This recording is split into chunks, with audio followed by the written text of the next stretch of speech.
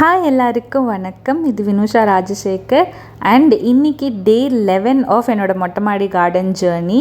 இன்றைக்கி எனக்கு ஒரு பெரிய மைல்ஸ்டோனுங்க. ஏன்னா ஒரு 10 நாளாக போராடி இன்றைக்கி தாங்க நான் கடைசியாக வந்துட்டு எங்கள் வீட்டில் வந்து அந்த க்ரீன் ஸ்க்ரீனை வந்து வாங்கி மாட்டிட்டேன் கடைசியாக. So finally the wait is over. அதுதாங்க இன்றைக்கி வந்து நம்ம வந்து தாத்தா கூட சேர்ந்து ஒரு மத்தியானமாக வந்து நல்லா வெயில், பட் ஸ்டில் நானும் தாத்தாவும் சேர்ந்து இதை கட்டி விட்டுறலாம் இப்போவே அப்படின்னு சொல்லிட்டு மத்தியானம் நல்லா சாப்பிட்டுட்டு தெம்பாக வந்து கட்ட ஆரம்பிச்சிட்டோம். கட்டவே வந்துட்டு அயனார் அண்ணாவும் வந்து ஹெல்ப் பண்ண ஆரம்பிச்சிட்டாங்க.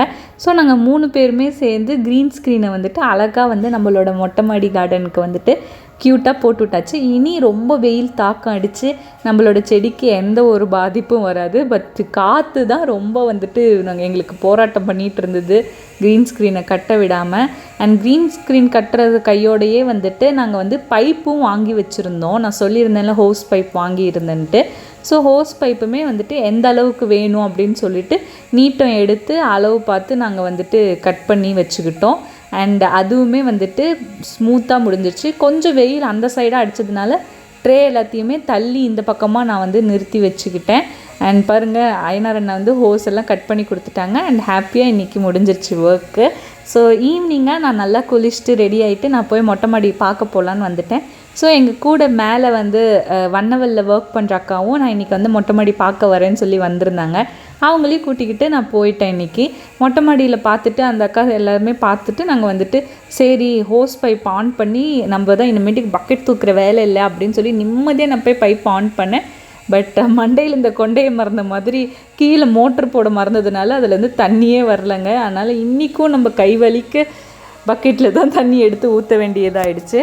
அண்ட் பக்கெட்டில் இன்றைக்கி வந்துட்டு எப்பயும் போல் ஒரு 8 to 9 டைம்ஸ் வந்துட்டு போய் ஸ்விம்மிங் பூல்லேருந்து தண்ணி எடுத்துகிட்டு வந்து விட்டுருந்தேன். இன்றைக்கி என்னவோ தெரியல, ஸ்விம்மிங் பூலில் தண்ணி விட்டுருந்ததுனால தண்ணி ஓடிட்டே இருந்தது. ஸோ போய் ஃப்ரெஷ்ஷாக நல்ல தண்ணியாக போய் பிடிச்சாச்சு. அண்ட் தண்ணி எடுத்து கொடுத்த கையோடு நான் வந்து செடியெல்லாம் வளர்ந்தது வந்து எவ்வளோ வளர்ந்துருக்குன்னு உங்ககிட்ட காட்டலான்னு வந்து காட்ட வந்துட்டேன். அண்ட் நேற்று வந்து நம்ம போட்டோம்ல, இந்த 2 days பிஃபோர் நம்ம போட்ட வந்து சிறுகீரை வந்து இன்றைக்கே பாருங்கள் 2 daysலேயே குட்டி குட்டியாக அழகாக வந்துட்டு முளைக்க ஆரம்பிச்சிருச்சு. எனக்கு அவ்வளோ ஹாப்பியாக இருந்தது. ஏன்னா இவ்வளோ சீக்கிரமாக இந்த ஒரு செடி தான் வளர்ந்துருக்குன்னு நான் நினைக்கிறேன். அதோடு சேர்த்து நான் கீழே வந்து கீரை வந்துட்டு இது ஒரு வகையான கீரை அதுவாக முளைக்குதுன்னு சொன்னேன்ல, அது என்ன கீரை அப்படின்னு எனக்கு தெரியல. உங்களுக்கு தெரிஞ்சிச்சுன்னா நீங்கள் எனக்கு கமெண்ட் பண்ணுங்கள். அண்டு நேற்று வந்து எனக்கு ரொம்பவே வந்துட்டு ஹாப்பியாக இருந்தது. ஏன்னா வந்து இந்த ஒரு செடி வந்து மறுபடியும் பொழைக்க ஆரம்பிச்சிருச்சு. அதனால எனக்கு ஒரே எக்ஸைட்டட் ஆகிடுச்சு. இந்த நான் பேசிகிட்ருக்கவே நான் வந்து திடீர்னுட்டு வந்து எங்கேயோ இந்த கரண்ட்டு கம்பியில் வந்துட்டு இந்த செடியெல்லாம் உரசுனா வந்துட்டு ஒரு மின்சார சவுண்டு வரும், அது வருதுன்னு பார்த்தேன். பட் வந்து ஆக்சுவலி அது எங்கள் வீட்டில் வந்து கார்பெண்டிங் ஒர்க் இந்த ஒர்க் பண்ணிகிட்டு இருந்தாங்க, அதுதான் சவுண்டு. அண்டு இந்த குட்டி செடி தான் நான் வந்து நேற்று சொன்ன பாலக்கீரை. அந்த பக்கம் இருக்கிற சிலோன் கீழேயும் நல்லா முளைச்சிருச்சு. அண்ட் இந்த இடத்துலேருந்து பார்க்கவே அழகாக இருக்குது அந்த க்ரீன் ஸ்க்ரீன். ஐ எம் ரொம்ப ஹாப்பி.